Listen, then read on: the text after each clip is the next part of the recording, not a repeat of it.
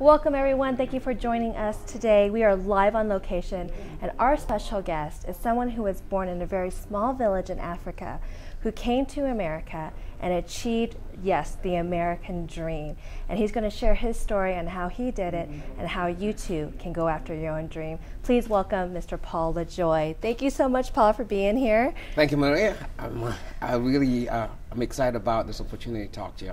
Well, first of all, let me tell you, I love your name, LeJoy, and I wanted to take it, but you wouldn't allow it, so. But you do bring joy wherever you go, so thank you for that. Right, my pleasure. Well, let's talk about your early beginnings, because you were born in a very small village in Africa to a poor mother, and you're a very successful entrepreneur today. So please share your story. Yeah, I was born in Cameroon, and most people, when you talk about Cameroon, they don't know where that is. Right. But Cameroon is on the east side of Nigeria. So you say Nigeria, everybody knows what Nigeria is. Yeah. Okay, and of course, people, when you hear about Africa, or you hear the name Africa, people, the connotation is basically poverty and all that stuff. Correct. So yeah, sure.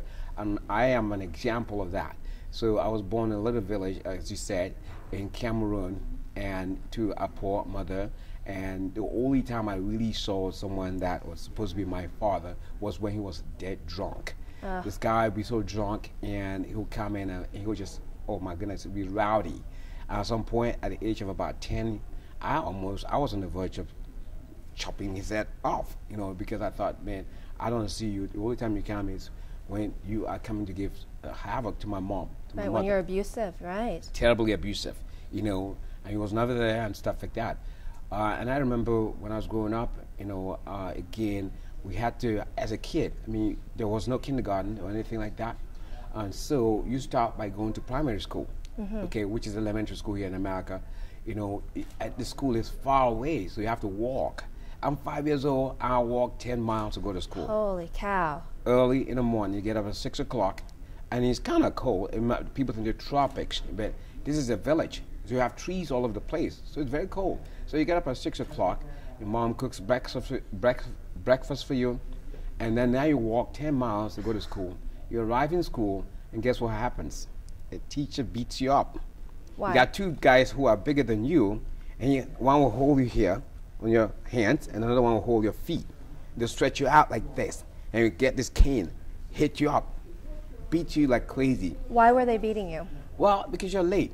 You're 5 minutes Just because late. you're 5 minutes late, 5 minutes you are late. 5, 6 years old, Yes. walking to school from home, Yes. 10 miles, Right. exhausted, Right. and they beat you for being Exactly, late. yeah. That's not empowerment, And is I would it? tell my mom that this guy is really abusing me, and he'll have the guts to say, hey, it's because I love him. I said, what kind of love is that? You know, and my mom, poor mother, loves her kid like crazy. She will bribe the guy. You know, every time he passes by our village, she'll get corn, you know, because that's what we grew, right? Corn, yeah. Corn, maize. She'll harvest that and give him a few so that he will not beat me up. Oh my gosh. Doing that. But that did not deter me, you know, that did not deter me. That was the only school I could go to, you know, and that was really bad. But I worked very hard, and I graduated from elementary school or primary school. I went to secondary school. Okay, secondary school was really not good either, but it's away from the village, you know, so you don't have to walk those many miles anymore. But you are, I remember the secondary school, the accommodation was so terrible. I mean, I can't even describe it on camera, but it was just so terrible, you know.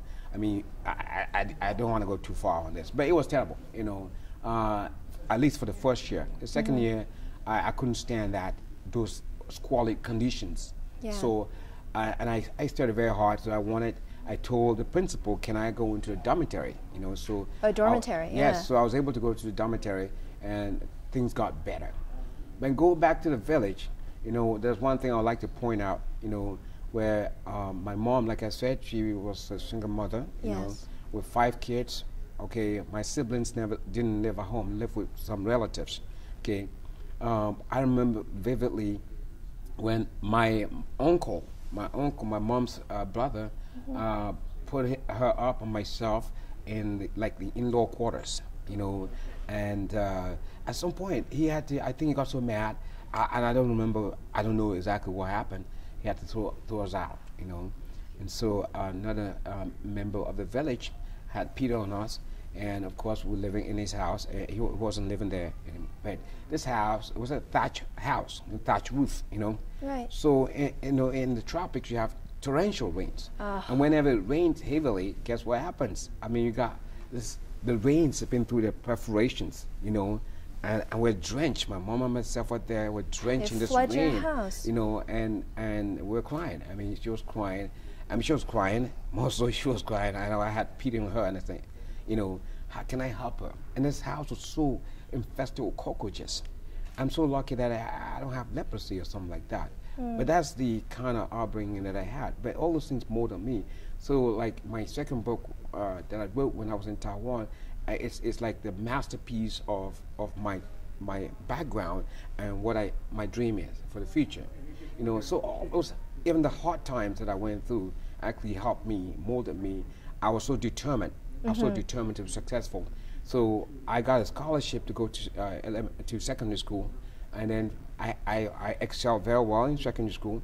And then from secondary school, I got a scholarship to go to high school and excel in high school. And then I had a scholarship to go to university.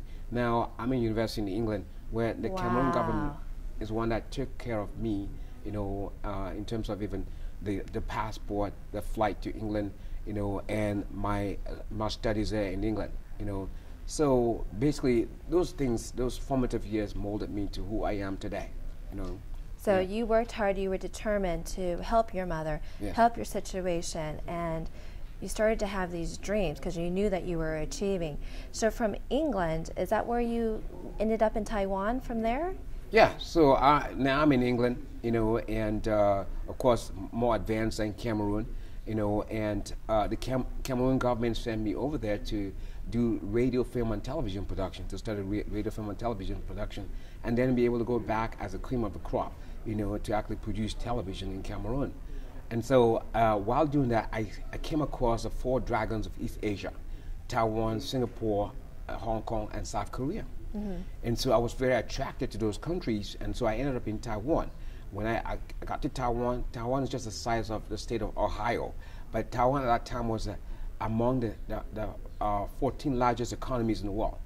So I was so astounded by the success of Taiwan, you know, and that now how can we actually replicate that in Africa, in Cameroon, where, I mean, Taiwan 50 years prior to when I got there was poorer than Cameroon, poorer than most countries in Africa.